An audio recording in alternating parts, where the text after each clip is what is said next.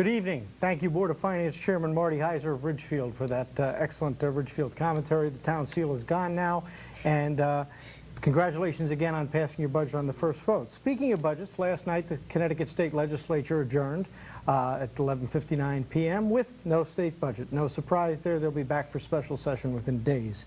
The flurry of activity on both the House and Senate floor this past weekend in the governor's office as well. But I think we're here tonight. I'm here, this is Matt Grimes of Brookfield, with Lynn Tabersack of Danbury on my right, longtime state representative from the 109th District as current council member of Danbury, and Paul Trippi from Bethel. But the biggest story of the week in Hartford, usually the end of the session really gets a lot of activity. People get real charged up about it and everything. But overshadowing in the wings, what came out on June 1st, is the Senate Minority Leader, State Senator Louis DeLuca of Woodbury in the 32nd District, was arrested last Thursday, I believe it was, for some alleged activities that took place the better part of a year and a half ago. So what do we think about that? Boy, a legislative leader who we all thought walked on water when Governor Rowland was going through his situation. What do we say? Well, I think he's kind of been pilloried for this incident, and I guess I'd like to think that maybe Senator DeLuca watched too much HBO, that he saw too many episodes of The Sopranos, and that's a very popular show. But you know, it was involving a family matter. I've raised 2 sons and a daughter, and every time my daughter brought home a boyfriend, if I could get him to the side, I would say, if you ever hurt my daughter, I'm going to break your kneecaps with a rigid pipe wrench. And, you know, we just kind of have this little discussion. And I understand his feeling about his granddaughter being in that situation. So I have some sympathy for him, but I really think The Sopranos is like the biggest deal going on television. But are we not a society of laws? Yes, we are. And in my mind, I mean, if you having raised 2 children, especially a daughter, and I think if you thought you were having a problem, would you go to the police? Sure, I would, and I think Senator DeLuca did. Well, there's some situation about that today with the Waterbury police chief, I guess. What did he do today? Did he dispute his story? I didn't read the whole thing. He completely contradicted Senator DeLuca's story. Chief O'Leary, the odd thing about this is, I mean, first of all, you can't make this stuff up. only it seems in Connecticut in the last few years does this happen. But we have a gentleman who is the minority leader of the state Senate, the legislative branch of this state, going to a reputed mobster to, I don't know, avenge his family. This is abnormal. This has come to a point where it's truly an embarrassment to the state of Connecticut. And the most disappointing thing about this whole saga is not necessarily the act of Senator DeLuca, but it's been the reaction by everyone else. The reaction by... Do we have a call? Before you get that, Matt, the reaction by the Connecticut Republican Party and the governor in particular has been so disappointing. Well, go ahead if you want to try that. Caller, you're on the air. Ideas of Work and Beyond.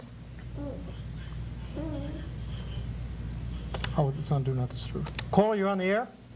Hello? Oh, we lost you. Please call back. Finish your... No, go ahead, Matt. Basically, I mean, let's just read what the News Times editorial had to say today, and I'm sure it's reflective of what the Hartford Courant says. DeLuca, let's see here. Senator DeLuca's... Matt. Yep, got a call. Caller, you're on the air? Hello? Caller, you're on the air? Is there a caller out there? If there is, we got the phone broken. We're having some technical difficulties. Hello? No. In any case, we're having some technical difficulties. But I guess my point is, though, is that we do have a society of laws. We're supposed to live within those laws, and Senator DeLuca has also been one of the things I can give him credit for is he's always been a defender of law enforcement, of our state police and our local police. And for him not to have faith in them, that he felt he needed to do something like this and go to someone else, I guess I really just don't understand that. That's the first part of it. Am I surprised? Yes, I was, because he's always had a reputation of being above board. However, I mean, it's kind of been, I wouldn't call his career very shining in the legislature. I'm actually surprised that he's still the minority leader. When Lou started as minority leader back in 1996, it was maybe 97, so we're going back 10 years. He's been minority leader. The majority split Democrat to Republican in the state Senate was 1917. Hence, the legislature, and with Billy Cotto, it was about 1818. So Jody Rell frequently broke a lot of ties as lieutenant governor in the state Senate. Well, he may have had a relatively shining tenure in the legislature. Well, let me finish my point, though. So it starts out in 1917 when he starts as minority leader. 10 years later, he's lost seats every election that he's been minority leader, with the exception of the last one where he kept his 12. Let's hear see from what a this caller caller. We'll says. try Okay, this again. let's try this. Caller, you're on the air? Hello. Hello. How are you? Very good. Hey, I got one thing to ask you guys to think about. You know, I don't know Mr. Galante, but I don't see myself calling him clear out of the blue to ask him to try and send somebody down to take care of my granddaughter's boyfriend. So I have to assume that Mr. DeLuca had some sort of relationship with Mr. Galante, because it's not exactly a phone call that you would make to a stranger. So, you know, the bigger issue here, along with the fact that, you know, he's getting special treatment, is how deep does this particular relationship go with Mr. Galante? Okay, we'll debate that in a second, but caller, does the senator deserve to remain as minority leader or no? No. He's a Senate minority leader. He has to be upheld to a much higher standard than the average Joe, and he needs to go. That's good to hear. Thank you very much, caller.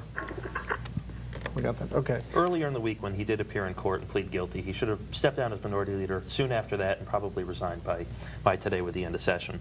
He has become an embarrassment. But I have to say, I think even worse than him has been the reaction of the leadership of the Republican Party. The state chairman of the Republican Party of Connecticut had this to say, quote, "No one has accused DeLuca of doing anything other than trying to protect his family." Where does he come up with that statement? He was accused and pleaded guilty of trying to intimidate and threaten the physical presence of another human being through the mob. And if you or I did that, we'd probably be in jail. Absolutely. And you know, Governor Rell and other members of the legislature, specifically the leadership, should have called on him to step down from his leadership position immediately. They didn't, and that's shameful. After Roland and Ben Andrews and Paul Sylvester and Ernie Newton and Ganim and Giordano and everyone, the fact that this can be tolerated anymore by leadership of either party is disappointing. And you bring up an excellent point. What my point has been is that it reflects the legislature versus the executive branch, which we've always had up in Hartford. I mean, you talked about, I mean, very few legislatures, Democrat or Republican, didn't call on Mr. Rowland to resign 2 or 3 years ago. Rightfully so. But prior to that, I mean, you had Bill Verrees, the state senator from Newtown, who was engaged in some bad behavior. But not corruption. But the legislature corralled around him. Ernie Newton was another one you mentioned from Bridgeport. The legislature corralled around these guys. Bill Verrees, though, at the time, he did nothing to violate the public trust. His was not an act of corruption. It was stupidity. Mr. Newton's was, though. Well, Mr. Newton is a corrupt SOB and deserved to go to jail. Mr. Newton? Senator DeLuca. Huh?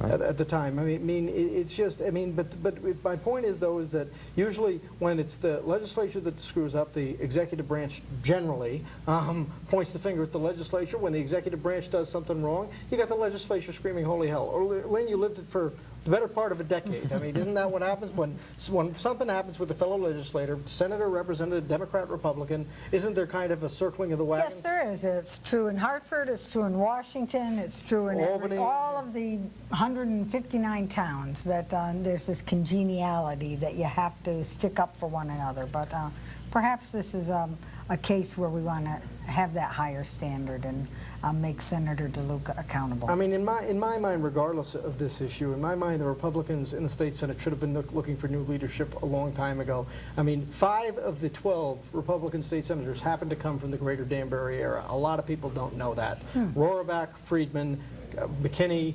Cappiello, and DeLuca. And in my mind, any one of those other 4 could lead this caucus of a dozen. In my mind, they could. In my mind, there's plenty of better leadership to step up to the plate. It's not as if the dirty dozen, as sometimes they're known in Hartford, is going to be without leadership. I mean, I think it is time for Senator DeLuca to move on, let Senator McKinney step in if that is the line of succession, and I think they can go on. Whether he should lead the Senate altogether, I don't know. Can he finish his term? Who knows? But I think that to be an effective leader in the state Senate, we do need to hold our senators and our representatives to higher standards than that. that, and you can bet that in Washington this would have been over by now, and he probably would have resigned from Congress had it been in that body. And rightfully should. You know, at the end of the day, he's obviously less than a decent man and an unimpressive public servant, and the Connecticut Republican Party should be ashamed of themselves for their actions or lack thereof. We'd love to hear what viewers have to say about this. If you have an opinion, give us a call. And I'm just amazed, especially that there hasn't been that more of an outcry. It was almost like they tried to let the end of the session overshadow what was going on with DeLuca. I mean, that's been the headlines in the paper for days of the Senator DeLuca situation, but well, at least in recent days, I mean, you have seen today and in the last 2 days, pretty much every major newspaper in the state of Connecticut has now weighed in and called on him to, at the very minimum, resign from his leadership position. The Day of New London, the New Haven Register, the Current, and finally the News Times with a follow-up editorial. You know, and even the Waterbury Republican, you know, in recent years anyway. I won't say opinion pages are solely or completely respected by the people at large, but they do have a way of building popular support for a certain issue. And, you know, with the wave of recent opinion pieces, perhaps that will come to pass very soon. As you said, there are 12 state senators, Republican state senators in Connecticut. How many of them have now called on Senator DeLuca to either step down from caucus leadership or resign? I don't think any of them have. To my knowledge, I think only one Democrat state senator, Edith Prague, has called on him to step down, and I think that's an embarrassment. The Democratic Party should be ashamed of themselves. I do agree with State Representative Jan Gigler of Danbury, who said, "What was he thinking?" I mean, and I think that he needs to explain that to the people, and he never has. You bring up Jan. We've been relatively lucky in the greater Danbury area, both today and in recent years, because clearly we have had the benefit of decent people serving in the legislature representing us, of both parties. Jan Gigler today, Jay Tabersack, Jason Bartlett. These are good and decent people. You know, people of goodwill and people that I would find it very difficult to believe would ever try and have the boyfriend of their granddaughter intimidated by organized crime. They're good people. You know, it seems to be as the closer you get to the major cities of Waterbury or Bridgeport, there seems to be a greater propensity for legislators to act in a corrupt manner, and that's disturbing. Connecticut in recent years has been a pit, an absolute pit politically when it comes to corruption. It's starting to turn to New Jersey in a way. We've gone far beyond New Jersey, I think, at this point. Some of our scandals, though, have actually spilled over into New Jersey, certainly with some of the contractors or, you know, the correlations. But at the end of the day, Connecticut is now regarded by many people involved in politics in the area as a state of general corruption, and it is a joke. It's pathetic. Caller, you're on the air with Ideas at Work and Beyond. Caller, you're on the air. Hello. How are you today? Pretty good. How you doing? Doing good. Is this about the parade ordinance? No, this is about Senator DeLuca. Okay, no problem. Oh, actually, I'd like to ask a question about that also. Okay, go ahead. I did like the new graphic on the blog. Great, thanks. What do you want to know about Senator DeLuca?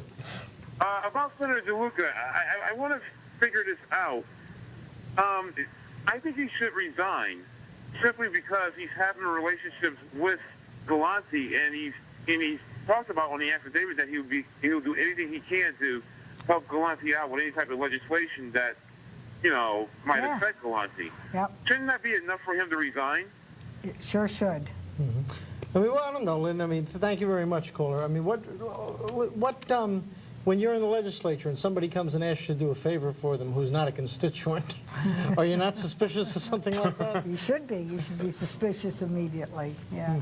You know, I think at that point, Senator DeLuca should have known well the names of the people he was dealing with, and that might have been asking favors of him.